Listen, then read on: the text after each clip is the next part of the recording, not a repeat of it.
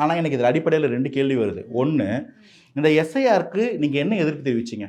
Delimitation மாதிரி இதுக்கு ஒரு அனைத்து கட்சி கூட்டத்தை அரசு சார்பில் தானே கூட்டியிருக்கணும். ஏன் திமுக சார்பில் ஒரு ஹோட்டலில் கூட்டினீங்க? ரெண்டாவது, நீங்கள் என்ன எதிர்ப்பு சொல்கிறீங்க? திமுக எஸ்ஐஆர் மேலே எங்களுக்கு குற்றச்சாட்டு ஒன்றும் இல்லை. திடீர்னு இப்போ கடைசியாக சொல்கிறது, இந்த மழை நேரத்தில் எடுக்கிறது தான் பிரச்சனை. அது 1 மாத டைமில் கொடுக்கறது கூட பிரச்சனையாக சொல்லலை. இந்த மழை காலத்தில் ஏன் கொடுக்குறீங்க? மழை காலத்தில் எப்படி முடிப்பீங்கன்ற கேள்வி வருது. இந்த 2 கேள்வி இருக்கிற பிரச்சனைக்கு இரலவெண்ட்டாக எனக்கு தோணுது.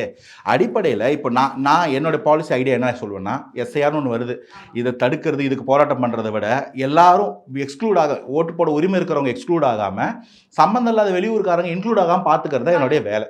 அப்போ அதுக்கு என்ன பண்ணணுமோ அதுக்கு ஒரு டிபார்ட்மெண்ட்டை ஃபார்ம் பண்ணி, ஒரு அட்ஹாக் டிபார்ட்மெண்ட், அதுக்காக தமிழக அரசு சார்பில் இருந்து ஒரு கால் நம்பர் வந்து அவங்க சொல்லியிருக்காங்க. நான் என்ன சொல்றேன், 234 தொகுதி தானே, ஒரு ஆஃபீஸ் ஓபன் பண்ணுங்க.